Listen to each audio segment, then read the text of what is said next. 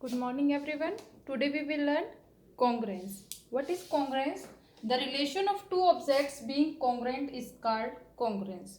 दो ऑब्जेक्ट जो बिल्कुल एक जैसे है, आइडेंटिकल है, उनको हम कॉन्ग्रेंट फिगर कहेंगे. कॉन्ग्रेंट इन द वे कि इस तरह से कॉन्ग्रेंट होते हैं वो कि एक फिगर को दूसरे फिगर के बिल्कुल ऊपर रख दो तो वो उसको एग्जैक्ट कवर करेगा कि आप उसको आगे से पीछे से कहीं से भी देखो आपको पता ही नहीं चलेगा कि ये दो फिगर है.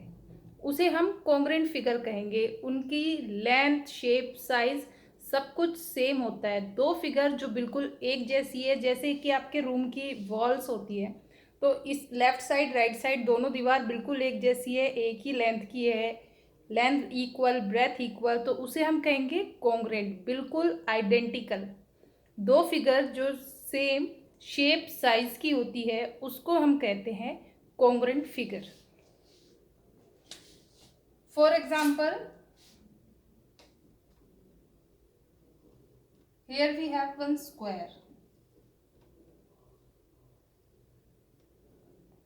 इस स्क्वायर की साइड 4 सेंटीमीटर है, इस स्क्वायर की साइड भी 4 सेंटीमीटर है, तो ये दोनों कॉन्ग्रेंट हो गए. कॉन्ग्रेंट अगर मैं इस स्क्वायर को उठा के इसके ऊपर रख दूं तो ये बिल्कुल इसको कवर कर जाएगा, तो इसे हम कहेंगे congruent.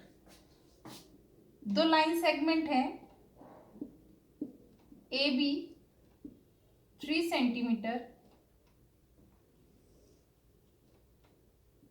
C D 4.5 centimetre.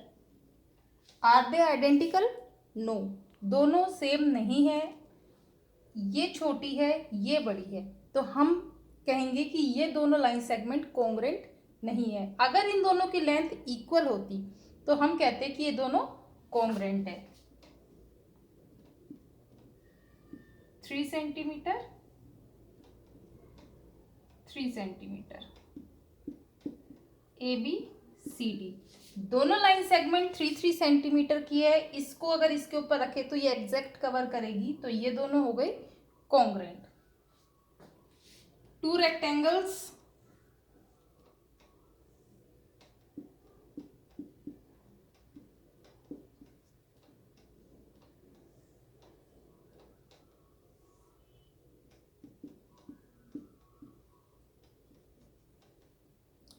this side is 4 centimeter, this is 3 centimeter.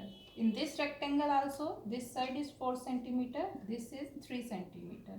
It means both of these rectangles are identical congruent. ये दोनों बिल्कुल सेम है क्योंकि इनकी लेंथ और ब्रेथ इक्वल है.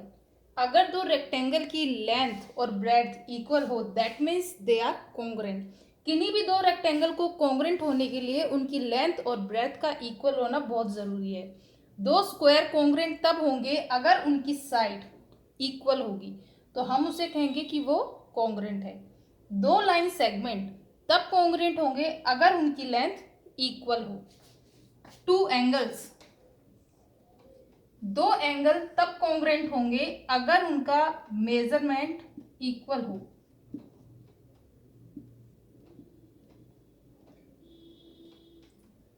To angles both are of 40 degree, दोनों का मेजरमेंट इक्वल है. It means these two angles are congruent. अगर दो एंगल्स का मेजरमेंट इक्वल है, एंगल इक्वल है, तो वो कॉन्ग्रेंट है.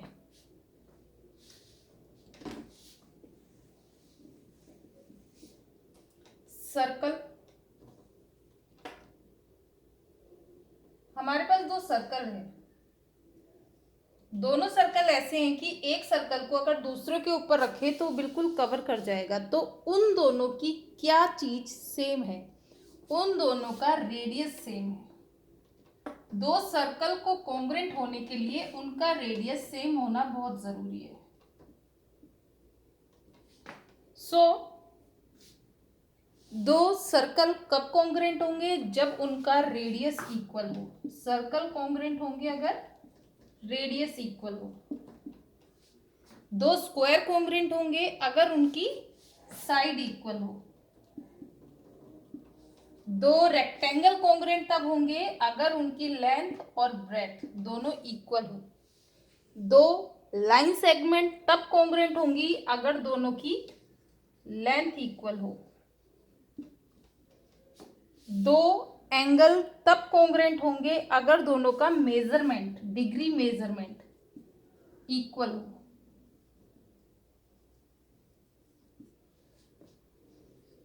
Next, triangle.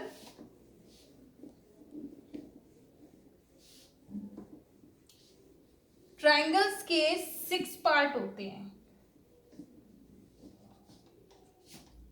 अगर दो ट्रायंगल कॉन्ग्रुएंट हैं, मीन्स एक ट्रायंगल दूसरे ट्रायंगल के ऊपर आके उसको बिल्कुल कवर करता है, तो पहले ट्रायंगल के 6 पार्ट्स दूसरे ट्रायंगल के 6 पार्ट्स के बिल्कुल इक्वल होंगे। यानी ये तीनों एंगल भी इस ट्रायंगल के तीनों एंगल के बराबर होगा, और ये तीनों जो साइड है ट्रायंगल की, ये साइड भी इस ट्रायंगल की तीनों साइड के बराबर होगा।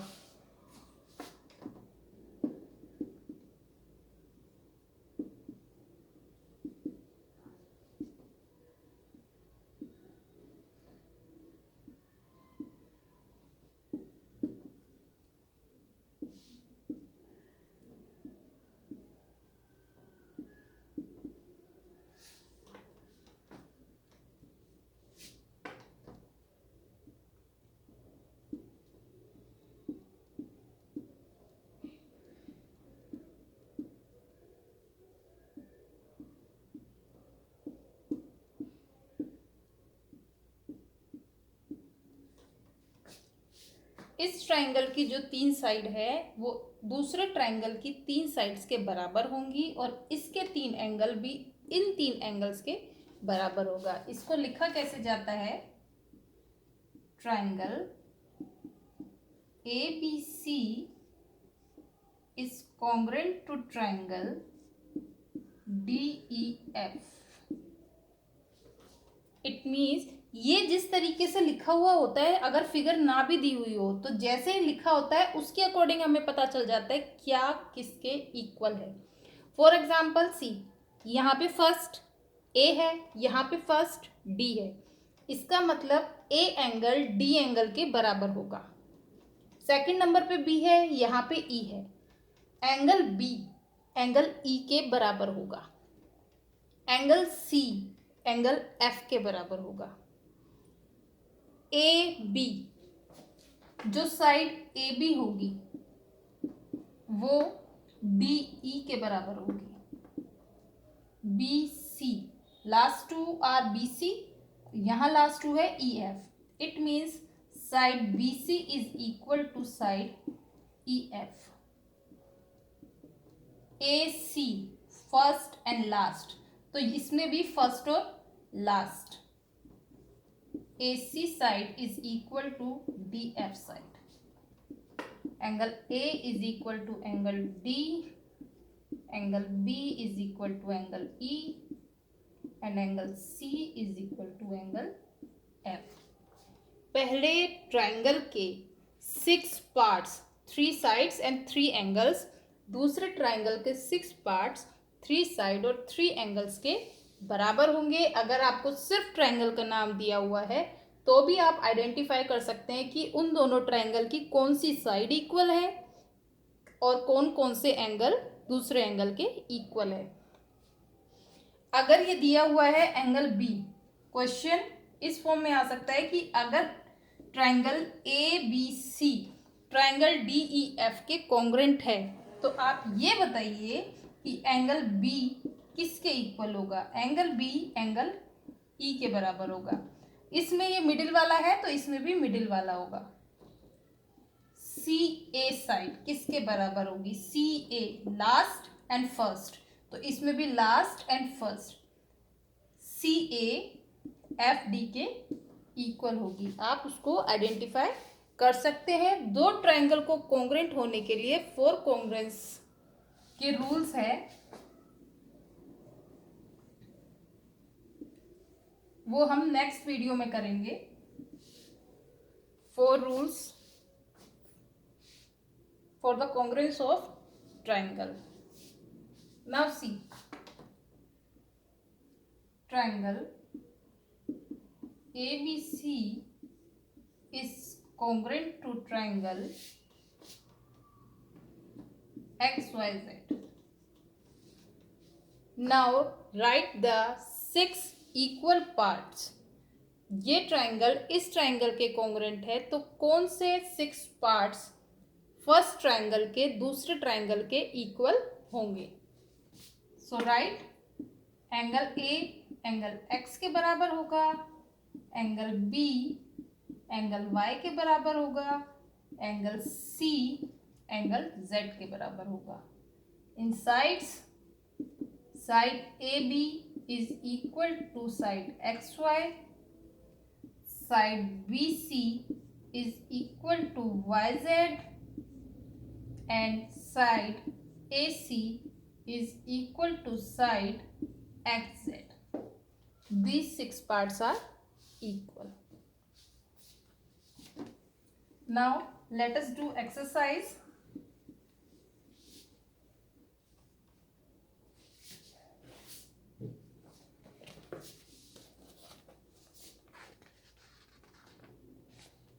Exercise 7.1.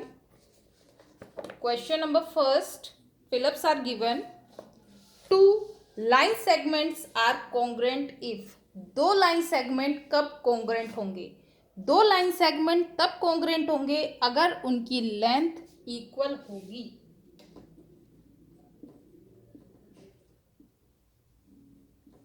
If length are equal. Second, among 2 congruent angles, 2 angles अगर कॉन्ग्रुएंट हैं, one has a measure of 70 degree, the measure of the other angle is. 2 congruent angle है, अगर उसमें से एक एंगल 70 डिग्री का है तो दूसरा एंगल कितना होगा? दूसरा एंगल भी 70 डिग्री होगा. Third, when we write angle A equal to angle B, we actually means, जब हम लिखते हैं एंगल ए एंगल बी के बराबर होता है, तो इसका मतलब क्या होता है? इसका मतलब होता है कि जो एंगल ए का मेजरमेंट है उतना ही एंगल बी का मेजरमेंट है. दोनों का मेजरमेंट इक्वल है.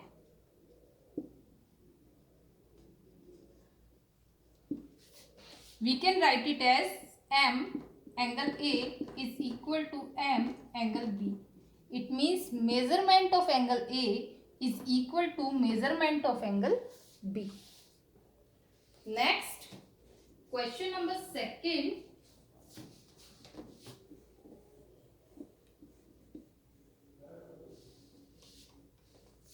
Give any 2 real life examples for congruent shapes.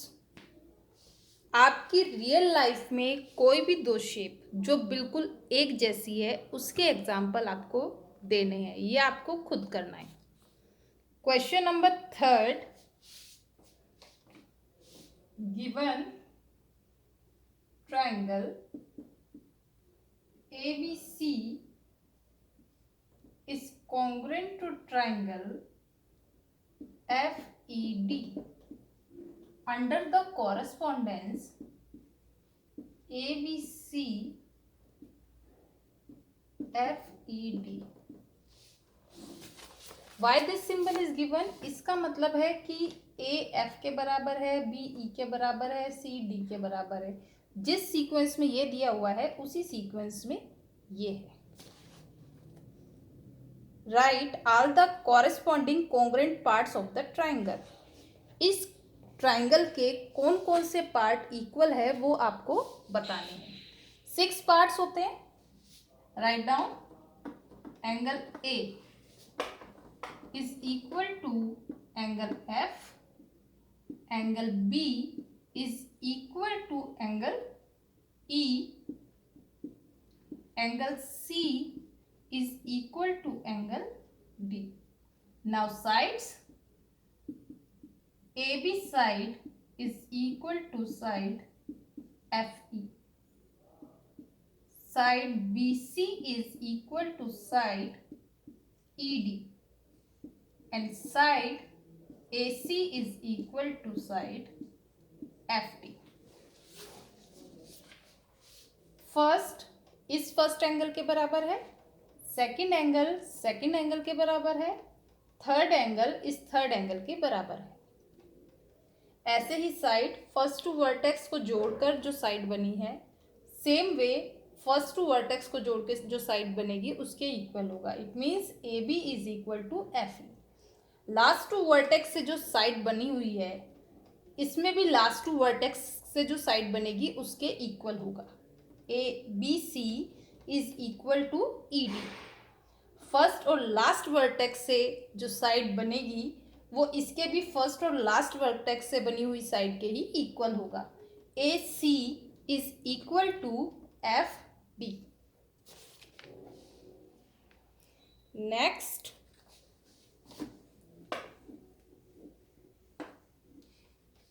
Question number 4, given triangle DEF is congruent to triangle BCA. Write the part of BCA that corresponds to angle E, side EF, angle F and DF.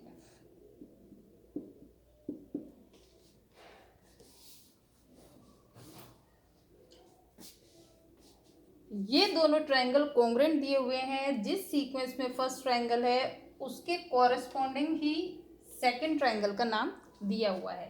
तो उसके according ये आपको बताना है कि first triangle के जो जो पार्ट्स दिए हुए हैं, जो साइड दी हुई है, जो एंगल दिए हुए हैं, उसके अकॉर्डिंग दूसरे ट्रायंगल की कौन सी साइड इक्वल होगी और कौन से एंगल इक्वल होंगे। एंगल ई ये इसके मिडिल वाले वर्टेक्स पे बना हुआ एंगल है, तो इसके भी मिडिल वाले वर्टेक्स पे जो एंगल बना होगा that is angle C. Angle E is equal to angle C. E F side made from these last two vertex, इन दो लास्ट के वर्टेक्स से जो साइड बनी है वो किसके इक्वल होगी, इसके भी लास्ट टू वर्टेक्स के अकॉर्डिंग ही होगी that is C A. Angle F इसके लास्ट वर्टेक्स पे बना हुआ एंगल है, तो इसके भी लास्ट वर्टेक्स पे बना हुआ एंगल ही होगा that is angle A. D F first and last vertex, first और लास्ट वर्टेक्स के बीच की जो साइड है वो साइड इसके भी फर्स्ट और लास्ट वर्टेक्स के बीच की ही साइड होगी that is B A.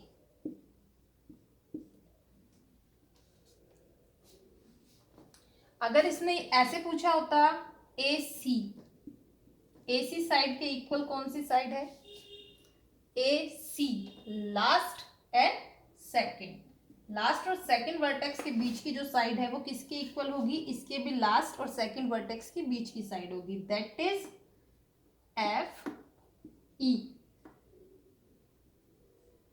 Angle B किसके बराबर है, ये कोई जरूरी नहीं है कि जो भी नाम दिए हुए हों वो एक ट्रायंगल के और दूसरे के पूछे हो, पहले के भी दिए हुए हो सकते हैं, दूसरे के भी दिए हुए हो सकते हैं, एक का दिया हुआ होगा दूसरे का आपको बताना है। एंगल बी इसमें फर्स्ट वर्टेक्स पे बना हुआ एंगल है, तो इसमें भी फर्स्ट वर्टेक्स पे बना हुआ angle that is angle D.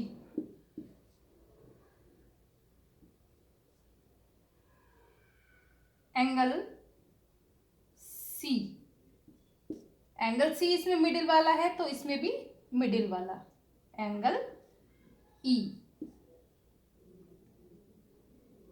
C B side, C B second and first vertex को जोड़ के बनी हुई साइड, तो इसमें भी सेकेंड और फर्स्ट वर्टेक्स को जोड़ के बनी हुई side that is E D, side E D.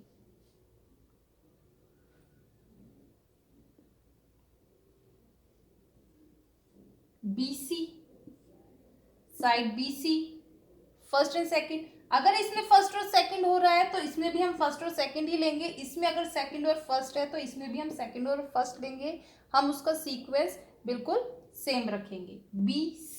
BC first and second, तो इसमें भी DE। सो दो रेक्टेंगल को कॉन्ग्रेंट होने के लिए उनकी लेंथ और ब्रेड्थ इक्वल होनी चाहिए। दो स्क्वायर तब कॉन्ग्रेंट होंगे जब उनकी साइड इक्वल होगी, और अगर दो स्क्वायर की साइड इक्वल है तो वो दोनों कॉन्ग्रेंट होंगे। साइड इक्वल है तो स्क्वायर कॉन्ग्रेंट होंगे, और अगर स्क्वायर कॉन्ग्रेंट है तो इट मीन्स उनकी साइड इक्वल है। दो सर्कल तब कॉन्ग्रेंट होंगे अगर उनके रेडियस इक्वल है, रेडियस की लेंथ इक्वल है। दो लाइन सेगमेंट तब कॉन्ग्रेंट होगी अगर लाइन सेगमेंट की लेंथ इक्वल है। दो एंगल तब इक्वल होंगे, कॉन्ग्रेंट होंगे अगर उन एंगल्स का मेजरमेंट इक्वल है।